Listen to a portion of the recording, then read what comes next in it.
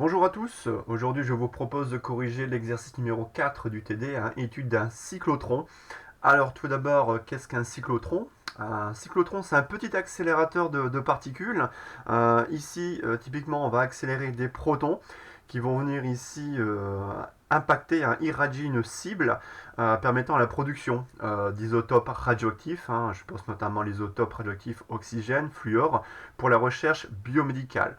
On en dénombre environ, 200 environ en France, dans un but médical, d'accord, notamment pour la recherche biomédicale, pour la protonthérapie. Sachez qu'il n'y en a qu'un ici en France pour la recherche nucléaire. Il s'agit du GANIL. GANIL à Caen, G-A-N-I-L. Bon, alors ici, on a un cyclotron formé de deux enceintes demi-cylindriques, un D1 et D2, d'accord, en forme de D. Première région ici à gauche, deuxième région ici à droite, en forme de D, dans lesquelles règne un champ magnétique uniforme et stationnaire, dirigé selon l'axe OZ. D'accord, donc ici perpendiculaire au plan de la feuille. Entre les deux D, on a une bande ici relativement étroite, de largeur D, dans laquelle règne un champ électrique uniforme et stationnaire, mais attention, ce champ électrique, il est alternatif. C'est-à-dire qu'il va changer de sens régulièrement. Ça, il faudra faire attention. Donc en fait, il s'agit d'étudier, vous voyez ici une photo avec ici une règle, d'accord, qui permet de donner ici, ici la distance, ici une distance caractéristique, pardon, qui montre finalement dans ce cyclotron, on aura l'action combinée d'un champ électrique et d'un champ magnétique, d'accord. La grande différence vient du champ électrique qui sera alternatif, d'accord, voilà. Alors, on va introduire, comme dit l'énoncé, au point O, ici, une particule chargée positivement, typiquement un proton, sans vitesse initiale, sachant que dans cette première phase, la tension U D1 D2 qui règne entre les deux D, donc cette tension accélératrice qui règne dans cette zone 3, ici est alors positive. Première question, quelle est la nature du mouvement de la particule chargée dans la région intermédiaire, dans la région 3, avant qu'elle ne pénètre dans la région 2 où règne un champ magnétique uniforme et stationnaire. Et on vous demande de calculer la vitesse V1 du proton, en fait, il s'agit d'un proton, lorsqu'elle pénètre dans la région 2. Donc là, je vais commenter avec vous, pour gagner du temps, ma correction que je vous donnerai intégralement sur le site, d'accord, pour éviter de perdre une heure sur la vidéo. Donc là, même chose, le système, on va définir le système étudié. Donc ici, une particule ponctuelle de masse m, de charge q positive, que l'on introduit au point O sans vitesse initiale. L'étude est menée dans le référentiel terrestre supposé galiléen. On va d'abord étudier le mouvement dans la zone 3. Alors ici, sur le schéma, vous voyez, j'ai représenté cette zone 3 entre les 2D, d'accord, zone 3 dans laquelle règne un champ électrique E uniforme et stationnaire. On effectue une nouvelle fois un bilan des forces. On a donc une force électrique qui est ici conservative, qui dérive toujours de l'énergie potentielle électrique, EP égale QV, à une constante additive près. Le poids reste négligeable en norme devant la force électrique, et les frottements fluides également sont négligeables. Voilà, toutes les conditions sont réunies pour définir ici un système conservatif. Alors avant de répondre à la question quelle est la nature du mouvement de la particule chargée, forcément il intervient le champ électrique E, vous voyez dans la force électrique. Donc il est intéressant de connaître le sens et la direction du champ électrique E, puisque l'énoncé vous donne uniquement une seule information. L'information porte sur la tension UD1D2 qui règne dans la zone 3, et cette tension UD1D2 est d'abord positive. Donc là, il faut s'intéresser. Alors, j'ai représenté la tension UD1D2 sur le schéma, d'accord, positive. Alors, pourquoi est-elle orientée dans ce sens-là? Puisque ici, UD1D2 est la différence de potentiel entre le D1 et le D2. D'accord. Cette tension étant positive, la tension UD1D2 est donc une flèche de tension qui pointe vers le potentiel VD1, ici, du D1. D'accord. Voilà. Sachant que cette tension étant positive, le potentiel en D1 est donc supérieur au potentiel en D2. Et rappelez-vous, le champ électrique E est toujours orienté dans le sens des potentiels décroissants. C'est-à-dire que le champ électrique E est donc orienté ici du potentiel de la plaque D1 vers ici le D2. D'accord? Donc on a donc un champ électrique E orienté ici du D1 vers le D2, donc selon EX. Et rappelons que dans le cadre de ce modèle, hein, très simple, un champ électrique E uniforme et stationnaire, on a donc une constante vectorielle. D'accord? Alors ça, j'en ai besoin parce que finalement, une fois que j'ai le sens et la direction du champ électrique E, j'ai également le sens et la direction de la force électrique F égale à QE. Et là, je peux ensuite répondre à, voilà, quelle est la nature du mouvement. Et ben pour ce faire, on va poser la deuxième loi de Newton, masse fois accélération égale la seule force en présence, la force électrique QE. On va projeter dans la base cartésienne. Donc on y va, M, x point point, y point point, z point point, égale QE. D'accord? Donc ici, QE, sachant que le champ électrique est dirigé selon EX, on a QE0, 0. Pareil, on va intégrer ici successivement deux fois par rapport au temps, compte tenu des conditions initiales, sur la vitesse et sur la position. Je vous rappelle qu'on injecte au point O le proton ici sans vitesse initiale. Donc toutes les constantes ici d'intégration sont nulles. Au final, d'accord, vous pouvez le refaire au brouillon, il n'y a pas de souci. Au final, la première équation horaire, on aura x de t égale 1 demi QE sur mt carré, y de t égale à 0, z de t égale à 0. Conclusion, on a donc un mouvement rectiligne uniformément accéléré, en effet, on est bien en t carré, selon l'axe OX. Voilà la réponse en partie de la première question. Alors, quelle est dans ce cas-là la vitesse acquise, notée V1, lorsque le proton part initialement sans vitesse, il est accéléré par une tension UD1D2, d'accord, et soumis à l'action du champ électrique E. Donc, quelle est sa vitesse au point A?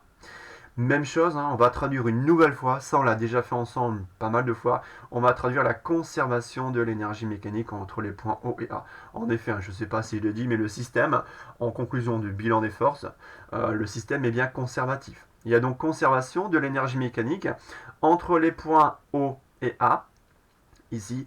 C'est-à-dire qu'ici, l'énergie cinétique en haut est nulle, vitesse initiale nulle, plus potentiel électrique ici au niveau du D1, donc Q fois VD1, plus l'énergie cinétique au point A, notez 1 demi de mv1 carré, plus le potentiel ici QV2 qui règne au niveau ici du point A.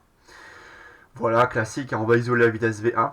D'accord, on fait apparaître une différence de potentiel, VD1 moins VD2, et ça tombe bien, VD1 moins VD2, c'est la tension U1,2. Conclusion, on retrouve une relation classique, la vitesse ici du proton accéléré dans la zone 3, donc là il s'agit bien de la première accélération, d'accord? On injecte la particule au point O, accélérée par une tension U, et cette vitesse acquise, elle est proportionnelle à la racine carrée de la tension appliquée. D'accord? Avec ici, on vérifie bien, attention au signe, de la tension UD1D2, UD1D2 étant positif pour cette première phase. D'accord? Voilà, cette première question, ici, qui fait appel au théorème de l'énergie mécanique, et ici, il y a des équations horaires. Donc, n'oubliez pas de faire apparaître ici, voilà, le sens et la direction du champ électrique. Voilà.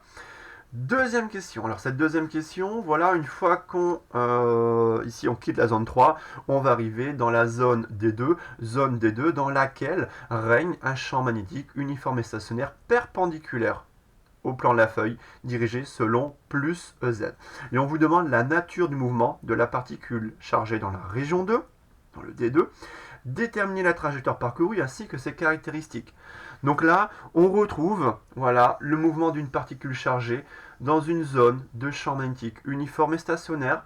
On est dans le cas particulier mais très important, où la vitesse initiale, c'est la vitesse du proton en A, vitesse qu'il a obtenue après accélération dans la zone 3, qui s'écrit sous cette forme-là, d'accord, résultat précédent, dirigé selon plus x, et surtout cette vitesse initiale est perpendiculaire au champ B. Champ B qui est ici perpendiculaire au plan de la feuille. Voilà. Pareil, rédaction de type, on admet. Ici, il n'y a pas de changement de variable complexe. En effet, là on va poser un PFD. Pourquoi? Puisque ici on est dans le cas très important où la vitesse initiale est perpendiculaire au champ B. Donc première phase, on admet que la trajectoire est circulaire et contenue dans le plan perpendiculaire au champ B. C'est-à-dire que cette trajectoire est contenue dans le plan X ou Y. Deuxième temps, pour flécher ma trajectoire, je vais évaluer le sens, la direction de la force magnétique. En effet, dans cette deuxième phase, dans la zone 2, dans le D2, il n'y a pas de champ électrique, il n'y a qu'un champ magnétique, d'où la force magnétique en QV vectoriel B. Donc j'évalue sa valeur en t égale 0 pour connaître le sens de déviation. Selon quelle direction la particule chargée sera-t-elle déviée à t égale 0. Donc ça va me retourner QV vecteur V à t égale 0, d'accord, vectoriel B. La vitesse initiale, je note de norme V1, portée selon plus EX, vectoriel B selon EZ. Attention, base cartésienne EX, EY, EZ, d'accord, le produit vectoriel EX, vectoriel EZ me retourne à moins EY.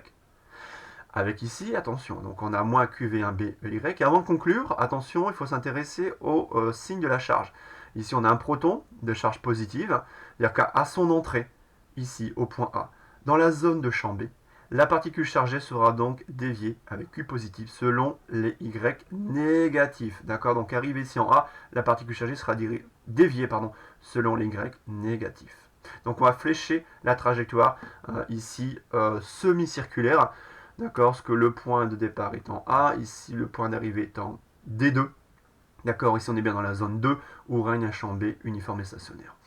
Ensuite vous allez projeter le PFD dans la base cylindrique. MA égale QV vectoriel B.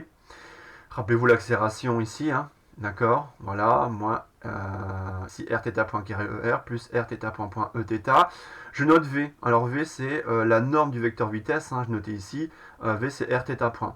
Le champ B selon EZ, un produit vectoriel me donne QVB selon ER, 0, 0 selon Eθ selon EZ. Rappelez-vous, ça on ne va pas laisser comme ça. D'accord. Pourquoi on laisse pas cette forme-là puisqu'il faut une info sur le rayon R de la trajectoire circulaire et surtout une information sur la norme, d'accord, du vecteur vitesse. C'est-à-dire qu'ici, on va reformuler, on va faire apparaître ici un moins V carré sur R. Donc on fera apparaître le rayon R. Et surtout ici, alors c'est dV1, ouais, attention, la vitesse V1, oui, donc ouais, dV1 sur dt, donc en fait il y a des dV1 qui apparaissent, hein, d'accord. J'ai noté V, l'énoncé demande V1. La vitesse de la particule, oui, puisqu'en fait, rappelez-vous, hein, dans la zone de champ B, le mouvement est uniforme. D'accord, la force magnétique ne travaille pas. Donc la vitesse V1 qu'il y avait initialement au point A, elle se retrouve à tout instant hein, entre les points A et D2. Je parle bien de la norme. Hein. Donc il s'agit ici de la vitesse V1. Donc si j'ai mis un V1 ici, on peut mettre ici un V1 là, un V1 également ici, un V1 là, un V1 ici, voilà, un V1 ici. Voilà. Donc je corrige en direct ici au niveau des vitesses et un V1 également. Donc on s'adapte aux notations de l'énoncé. Donc note V1 ici selon voilà, la norme V1. Et donc voilà, on retrouve classiquement un rayon. Alors le rayon, attention, hein, vous prenez la valeur absolue de la quantité précédente. Hein, le rayon doit être positif. Donc j'ai mis, bon par défaut j'ai mis la valeur absolue sur le Q. Mais en fait, vous devez prendre la valeur absolue de la grandeur. Hein, d'accord, le rayon étant positif. On retrouve du MV1 sur QB. Rayon de la trajectoire circulaire, ça s'apparente, on retrouve bien le R égale V1 sur oméga C, caractéristique d'un mouvement circulaire. D'accord. Deuxième info, attention, n'oubliez pas la deuxième information, portée selon Eθ, M dV1 sur dt égale à 0. C'est-à-dire qu'au cours du temps, la norme du vecteur vitesse, hein, V1, ne varie pas. Le mouvement est donc circulaire uniforme. D'accord. Ce qui est bien en adéquation avec le fait qu'on est bien dans une zone de champ B. D'accord. Voilà. Donc ça, je voulais rappeler, hein, ici, la norme du vecteur vitesse reste constante, égale à sa valeur initiale V1, hein, qu'on a au point A. Voilà. Ok, c'est-à-dire que lorsqu'on sort de la zone 2, on est au point C. Voilà. Ici, il faut mettre des lettres hein, pour s'y retrouver, faire des schémas. Donc je répète, mouvement rectiligne uniformément accéléré jusqu'en A, de A à C, un mouvement ici semi-circulaire de rayon R, MV1 sur QB, ou zone 2 dans laquelle la norme de la vitesse reste constante et égale à V1, et V1, on connaît ici sa valeur. D'accord. Voilà, donc des calculs vraiment très classiques. Maintenant, ce qui change, ce qui va changer dans ce problème de cyclotron, je vous rappelle, c'est un petit accélérateur de particules, hein, d'accord. C'est, voilà, pendant que le proton était dans la zone 2, et le signe de la tension UD1D2, il a changé. Alors ça, en fait, le but, c'est en fait d'accélérer la particule à chaque demi-tour. C'est-à-dire que voilà, pendant qu'elle est déviée ici entre les points A et C, le signe de la tension accélératrice a changé de telle manière à ce qu'elle soit également, une nouvelle fois, accélérée entre C et D. Il ne faut surtout pas ralentir, la particule chargée entre UC et D. Il faut l'accélérer. Donc pour forcément accélérer dans une direction ici opposée à la première, donc selon moins EX, il faut nécessairement inverser ici le signe de la tension U D1 D2 appliqué pour une nouvelle fois. Donc accélération, première accélération entre O et A, déviation entre A et C, puis ensuite accélération entre C et D. Il faut nécessairement modifier ici le signe de la tension U D1 D2. Et on vous demande quelle est la nature du mouvement de la particule dans la région 3 avant qu'elle ne pénètre dans la région 1. Donc quelle est la nature du mouvement entre D2 et D1. Là voilà, il s'agit de reprendre l'étude précédente, de la généraliser dans le cas où la tension a changé de signe. Donc on reprend ici petit 3. Nouvelle fois, on retourne dans la zone de champ électrique uniforme et stationnaire, avec une tension UD1 D2 négative. Le potentiel en D1 devient inférieur au potentiel en D2, ce que je viens de dire. Le champ E électrique sera donc dirigé selon moins EX. On retrouve bien un mouvement rectiligne uniformément accéléré selon les X décroissant. On va projeter le PFD. Attention, la vitesse initiale ici n'est plus nulle, mais vaut V1. D'accord ? Ici, la vitesse V1 qu'on avait déterminée précédemment. Et là, on change l'origine du repère. D'accord ? On prend l'origine du repère au niveau du point C. D'accord ? Lorsqu'on sort de la zone 2 et on rentre à nouveau dans la zone 3. D'accord ? La vitesse V2 acquise, pareil, conservation de l'énergie mécanique entre les points C et D. D'accord ? Donc je vous rappelle ici la configuration entre C et D. Voilà, on est entre ces deux points ici. Hein, d'accord ? Conservation de l'énergie mécanique entre ces deux points. On y va. Donc ça nous donne 1,5 de mv1 carré. Donc ça c'est la vitesse au point C, plus QVC, énergie potentielle électrique, quand on sort de la zone 2, égale 1,5 de mv2 carré. Ouais, on note V2, la vitesse de la particule lorsqu'elle en fait sort de la zone 3, lorsqu'elle rentre dans la zone 1. Plus QVD, bah ça c'est l'énergie potentielle électrique, ici au niveau du point D, donc au niveau du D1. Alors attention, V1 est connu. V1 connu, c'est la vitesse initiale. V1, on l'a déterminé, c'est ici racine de 2Q UD1D2 sur M. Donc V1 carré, c'est tout ça. V1 carré, c'est tout ça. Je n'oublie pas le 1,5 de M. Qu'est-ce que je vais faire? Ensuite, je vais regrouper QVC et le QVD, je le fais passer à gauche. Donc ça fait QVC moins VD. Je laisse 1,5 de MV2 carré, puisque le but est de déterminer la vitesse V2 lorsque la particule, ici, quitte la zone 3 pour rejoindre la zone 1. Donc voilà. Attention au changement de signe de la tension, raison pour laquelle ici, voilà, je vais prendre une racine carrée en toute fin de problème. Donc je prends les précautions, je prends la valeur absolue. D'accord, je prends la valeur absolue de la tension UD1D2, d'accord, ici directement. Donc je mets en facteur, je l'ai ici, donc QUD1D2. Là, QVC moins VD me donne également QUD2D1. Et ici, voilà, directement, égale 1,5 de MV2 carré. Je regroupe, donc là je m'intéresse à la valeur absolue de la tension. D'accord, donc j'aurai ici 2QUD1D2 fois 2, ça fait 4. Je divise par M et je prends la racine. Je sors, ça c'est intéressant, je sors la racine de 4, ici. D'accord, je sors la racine de 4. D'accord. Alors je le sors, non, je dis que 4 pardon, c'est 2 fois 2. Ce que je vais faire apparaître en fait sous la racine, la vitesse V1. C'est-à-dire que finalement je vais sortir la racine de 2, comme ceci, pour faire apparaître ceci, et ça c'est V1. Tout ça pour dire que finalement, voilà, lors du deuxième passage, dans la zone accélératrice, lors du deuxième passage, la vitesse, vous voyez, est multipliée par racine de 2. C'est-à-dire qu'elle est multipliée par 1,42. D'accord? C'est-à-dire que ça, c'est la vitesse acquise lors de la première accélération. La vitesse acquise lors de la seconde accélération sera multipliée par racine de 2. Alors ça, c'est vachement intéressant. Parce que là, finalement, là, vous voyez par rapport à ce terme-là, qu'est-ce qu'on peut remarquer? Je peux le noter ici directement en remarque, en direct. C'est que finalement, on voit qu'à chaque passage, enfin à chaque, là on n'a fait que 2 passages, mais on va généraliser ensuite, hein, à chaque passage dans la région 3, ici, on va dire accélératrice, hein, c'est la seule zone où on accélère le proton, finalement, là, on peut calculer un accroissement d'énergie cinétique. C'est-à-dire que l'énergie cinétique du proton, elle va augmenter. Attention, je calcule un delta EC. Elle va augmenter de Q fois UD1D2. Et ouais, l'énergie, ici, cinétique du proton augmente. Donc je calcule un delta EC. Attention, hein. L'énergie cinétique du proton, d'accord, augmente, voilà, attention, je dis bien à chaque passage. Je calcule une variation d'énergétique entre deux états, final et initial. Bah ça c'est le travail hein, de la force électrique finalement. Augmente, j'ai dit, de la quantité, augmente de la quantité, ici, voilà, Q, le signe, enfin la charge du proton, fois la tension qui règne, voilà, dans la zone 3, la tension accélératrice. Attention, j'ai bien à chaque passage, hein, dans la zone accélératrice, l'énergie cinétique, elle augmente de la quantité U des Q, enfin, pardon, des 1 des 2. Voilà. Bon. Et ensuite, voilà, la particule, une fois qu'elle a accéléré une seconde fois, elle va pénétrer dans la région 1.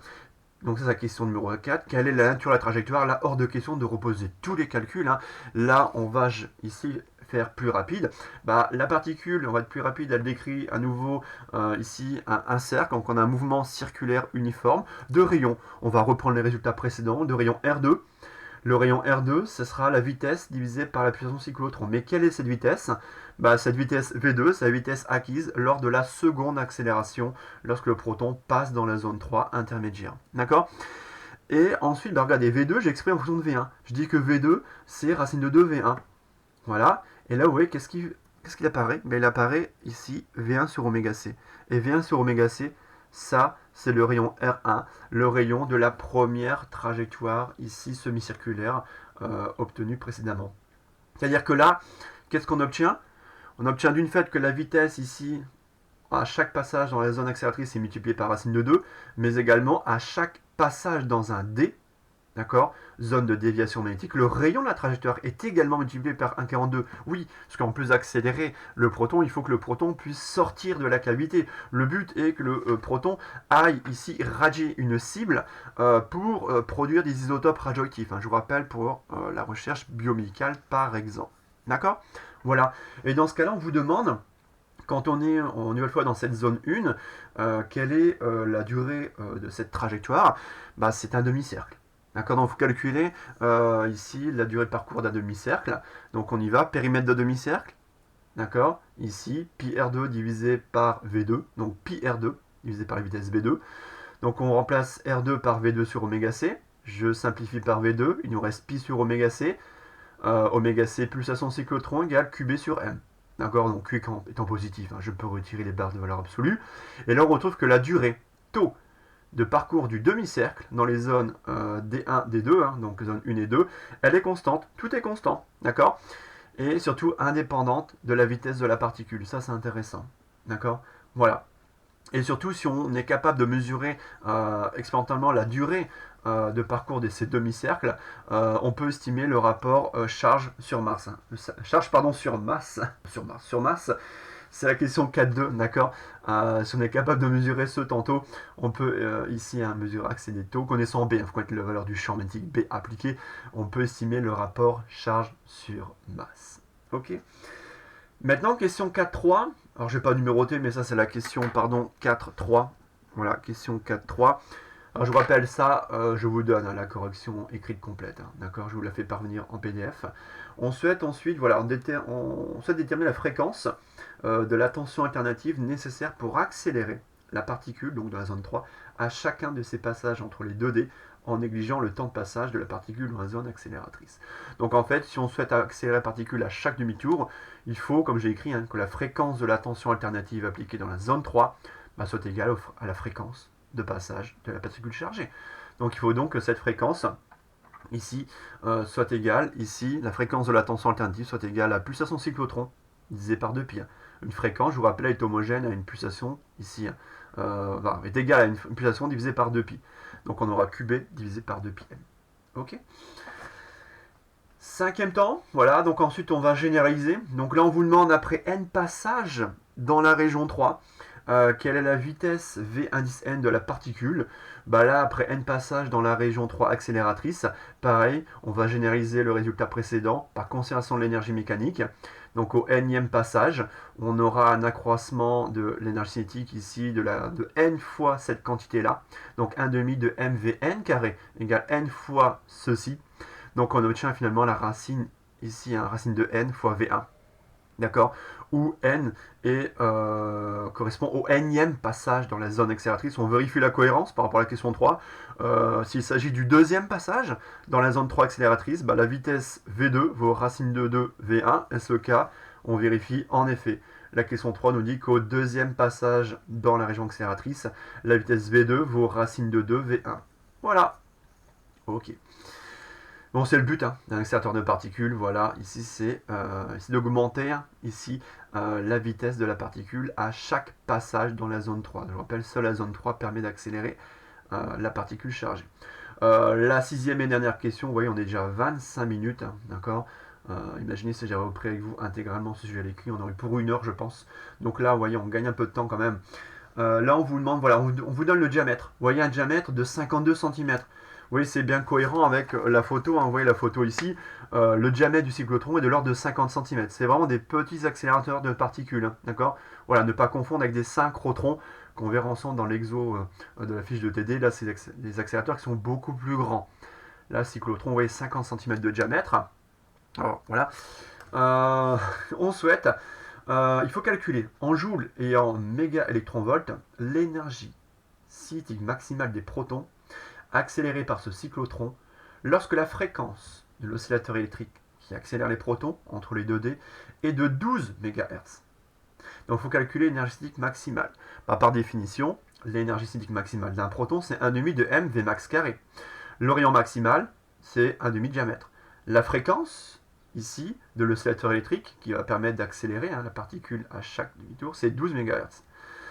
Le rayon, que je connais sa valeur numérique. Le rayon, c'est également, dans la zone de déviation magnétique, c'est le rapport de la vitesse sur oméga c. Rmax est lié à Vmax. J'en déduis donc une équation entre Vmax et Rmax. Oméga c, c'est QV sur M. D'accord. Oméga c, c'est 2π Fc. Fc, je connais. C'est-à-dire que là, Vmax, je connais sa valeur. Vmax, ça sera Rmax de π Fc. Rmax, je connais. D'accord. Fc, je connais. Je n'oublie pas le carré. Je fais l'application numérique. D'accord. Distance moins 13 joules. Je convertis. J'obtiens 2,0 mégaélectronvolts. D'accord. J'en déduis une valeur du champ B grâce à la valeur de la fréquence Fc. Le champ B, il est là. La masse et la charge sont connues. B est de l'ordre de 0,119 Tesla. D'accord. Voilà. Dernière question. Intéressante quand même. On vous dit que la tension alternative appliquée, tension accélératrice, elle est de l'ordre de 200 kV. D'accord. Calculez le nombre de tours effectués par les protons pour atteindre leur énergie cinétique maximale. C'est-à-dire que combien faut-il de tours pour atteindre ces 2 mégaélectronvolts, d'accord, avec de telles données, un rayon, une telle fréquence, d'accord. Et on vous donne également l'amplitude U de la tension. Là, on va reprendre les résultats précédents. À chaque, vous voyez, je l'ai noté ici, à chaque passage dans la région accélératrice, l'énergie cinétique du proton augmente de la même quantité, il vient à chaque passage, d'accord, on augmente de cette quantité-là l'énergie cinétique. Vous voyez, c'est un delta. C'est bien delta. Ça, c'est le théorème de l'énergie cinétique. Hein. D'accord, dans la zone 3. Oui, dans la zone 3, la variation d'énergie cinétique de la particule chargée s'amplifie au travail de la force électrique dans la zone accélératrice. Et par calcul, ça fait Q fois U d1 d2. Attention, par tour, le proton subit 2 accélérations. C'est-à-dire que cette énergie cinétique maximale sera atteinte au bout de n tours, telle que EC max. Ici, EC max, on a 2 accélérations par tour. On cherche le nombre de tours permettant d'obtenir EC max, sachant que ici, à chaque passage dans la région, voilà, EC max varie de cette quantité-là. Toutes les grandeurs sont données, on évalue donc le nombre de tours, n égale 5 tours. Donc au bout de 5 tours seulement, vous voyez, le proton va atteindre son énergie cinétique maximale de 2 mégaélectronvolts, lorsqu'on lui impose une tension de 200 kV. D'accord. Donc ça, c'est un exercice qui est vraiment très classique à reprendre calmement avec la vidéo, avec ici le fichier PDF que je vous envoie. Il faut vraiment le comprendre. La seule difficulté ici, c'est le fait que voilà, dans la zone accélératrice, le champ électrique E est un champ alternatif et la tension U va changer de signe périodiquement, d'accord, pour pouvoir accélérer, on va dire, dans le bon sens le proton. Le but étant ici, voilà, d'utiliser l'action combinée d'un champ électrique et d'un champ magnétique pour accélérer le proton, pour qu'il aille ici rentrer en collision avec une cible et générer des isotopes radioactifs pour la recherche biomédicale par exemple. Voilà pour cet exercice. N'hésitez pas à me poser des questions directement sur Discord liées à cet exercice si vous ne comprenez pas certaines parties. Voilà, voilà. Au revoir.